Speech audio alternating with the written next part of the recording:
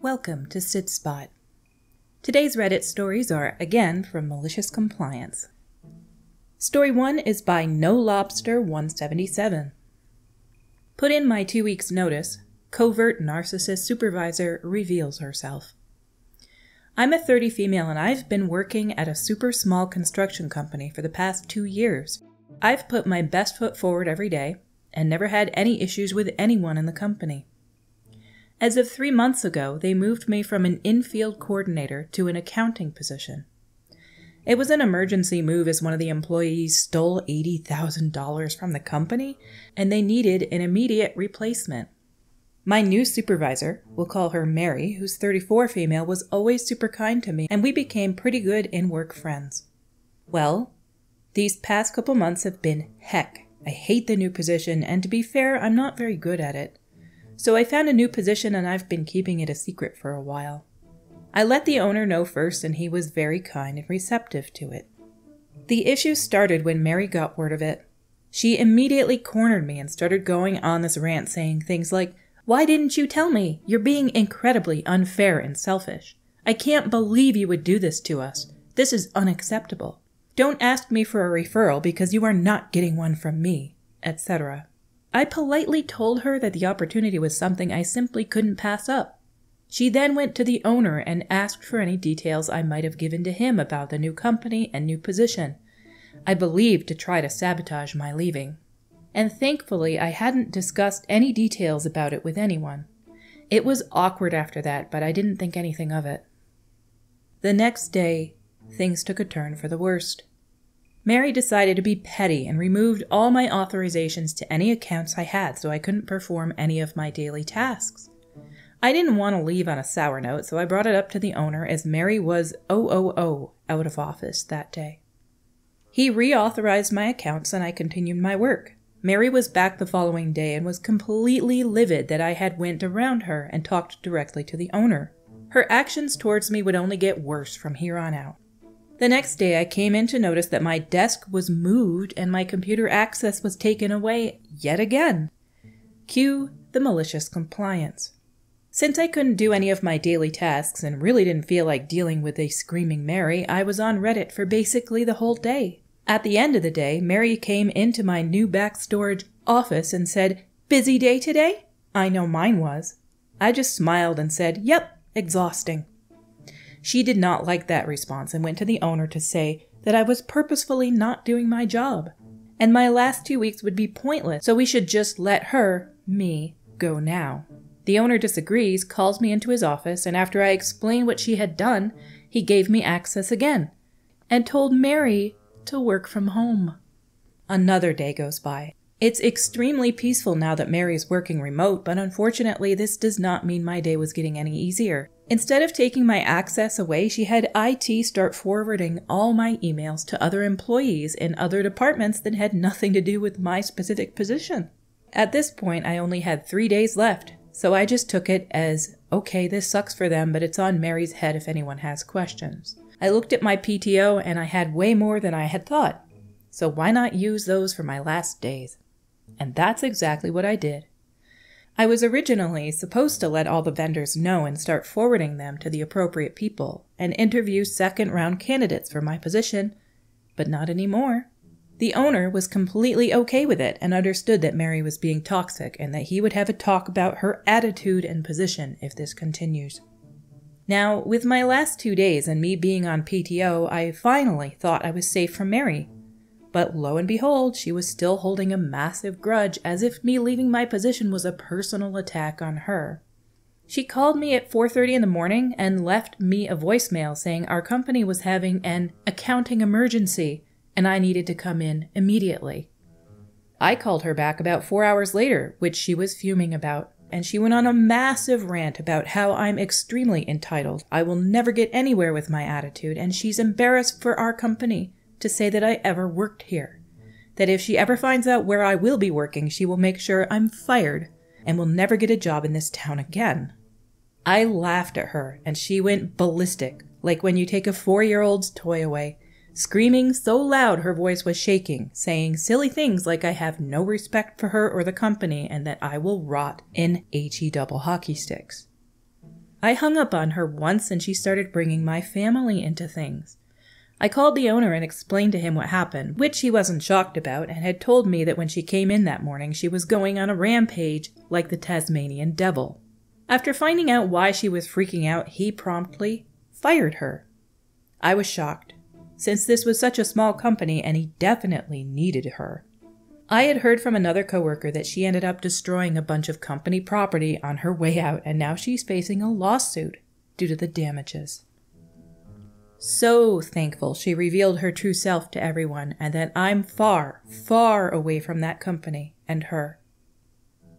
There's no excuse for this. This person definitely took it as a personal slight. Like, you said you guys were good work friends. Why would somebody get this mad? It feels almost like she kind of believed that you were the only good thing there. And once she knew you were leaving, it was all your fault, and she was so mad and loony. I am so glad, though, that the boss fired her. That's what she deserves. It's a really good thing that you guys had a good relationship up until this point, though, because you worked there for years. And imagine if she was that nuts for that long. There are people like that are just absolutely bonkers to somebody all the time. And some people need the job so badly that they can't quit the job and go somewhere else. And they go to a higher up and they're like, yeah, we'll handle it. Yeah, we'll handle it. Yeah, we'll handle it. And it goes on for a long time like that. It's just awful that money creates a sense of desperation. And inflation right now is only making it worse for everybody.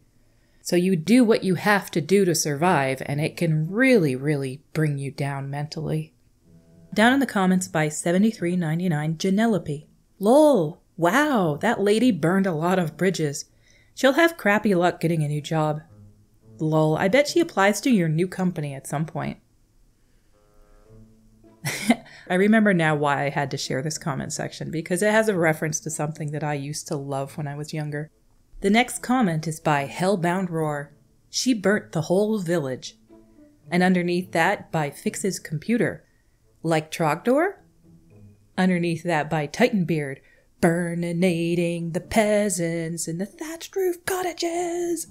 And finally, again, by Titanbeard. And the Trogdor comes in the night. If you guys don't know what Trogdor is, it's an old internet kind of meme thing. It was an old cartoon. I believe it was under Homestar Runner. And yeah, there's a little dude that wears like a wrestling mask, and somebody writes to him and says, "Can you draw a dragon? I want to see your skills as an artist." And then it starts this whole song. Trogdor is this little dragon with a beefy arm sticking out of the back of his neck. It's just hilarious. Our next story is by Practical Ad 3462. You are fired for obeying my rules. Please stay until we can replace you, though. I love reading a good story here. This one is a little on the edge when it comes to malicious compliance, but I know the readers here would enjoy the story, so here it is. Make up your own mind if it fits. It was 2005, and the lady I had met over the internet, having visited me in Australia and me visiting her in the USA and meeting her folks and all that, she had now come to be with me and we had married. But since arriving to stay, she had a lot of problems as her vocational college degree was not recognized in Australia, leaving her with difficulties getting a job. She was determined and flexible, though, and did some temp jobs, clerical, receptionist type things, using skills she had learned while working at college as a librarian. She finally got a real job as a receptionist clerk at a company that brokered loans, and she got on with things. One thing that was always a problem was that the sales reps sharks would have their clients come in and they would tell the women to make coffees for them. That wasn't part of their role. So my wife and coworkers were told that they were not to do that. It was up to the salesperson to make the coffee for themselves and the clients. This was part of an initiative to try to retain women in these roles, as they didn't tend to stay long in what was something of an anarchic office. So my wife is working in a salesman. They called them financial advisors, but they were the credit business version of the used car salesman class. Client comes in and she buzzed the guy. He comes out and says to her to make them both coffees. She tried to be discreet, but said that he knew she couldn't do that. He blew up, went to her supervisor, and she told my wife to make the coffees. Later, she had her in the office and fired her. Yep. She was fired for trying to do as she was told, the opposite of malicious, I guess. But the karma comes in anyway. She was fired but asked to stay until they got another person to replace her. For the next 2 months, she continued to go to work, now able and ready to refuse anything she didn't want to do, especially the coffee making. The same guy tried once. She said no, so fire me. Lol. They could not find a replacement. Word of their issues at that company had got around the clerical and receptionist field locally. Edit. She reminded me that the agency she got the job through refused to send anyone. It was the 3rd person in a row dumped when the probationary period was nearly up, so the agency was not being paid their commission. Then she was offered a much better job with some real responsibility and standing, and almost 30% more salary. Walked in the office the next day and told them she was leaving at the end of the day. No notice required, of course, and they still had not gotten a replacement and did not find one for months more, by which time they were trying to replace 2 of them. Eventually, the company let the women's supervisor go and initiated sensible rules. My wife never looked back, but we still have a chuckle 18 years later at how well getting fired works out for her and how badly it ended for the supervisor who fired her staff for obeying the rules. It seems like there's an unhealthy dose of sexism in this place that she was working for. Women exist to do domestic things like get us coffee. Ugh. If this had happened in the States, I'm pretty sure you can file a lawsuit against them for firing you for doing exactly what you were told to do. And you could probably get some compensation out of it, but who really wants to go through all that trouble? I am so glad they couldn't find one for a very long time. Our final story today is by No Scallion 5434. Constantly try and make my job harder. I'll make yours take even longer. I'm a 28 female and I work in insurance billing for a few big medical facilities in my area, and one of my daily tasks is to save and download remits from a program daily. I've been at this company for a little over 3 years now, and I know how to do my job, and I do it pretty well. There is this woman, we shall call her Jane. She's 51-ish, and she's always trying to make things hard for me or get me fired. There is a set of 4 cubicles where I, another employee, and Jane sit, and there is a printer in the other cubicle. She's lied to higher-ups about me sleeping at my desk, wasting time, playing on my phone, and just overall anything she could come up with to make me look bad. She's yelled at me for turning the lights off on her, which I really didn't know she was in the office because she always runs out first at go time. I apologized to her and she just kept trying to go off and brought it into the parking lot. I just ignored her and kept walking, but that turned into a meeting with the office manager, my district supervisor, Jane, the other employee, and myself. Long story short, I basically told her I didn't understand where all the animosity was coming from. I'd been working here for 2.5 years at this point. She looked at me and said that I got her in trouble my 2nd week of ever being there, because she told me something about a job I had no idea about, and I asked my direct supervisor who was training me after she told me how to do something. And come to find out, that's why she doesn't like me. I didn't go out of my way to get her in trouble or anything. I was just confused, so I asked a question. I did apologize to her in the meeting, but she just ignored me. Fast forward a week and I'm sitting at my desk, and she comes up to me to say that she accepted my apology. Then she starts printing out Bible verses and scriptures to put on her corkboard about forgiveness and how it's not for the other person, it's for yourself.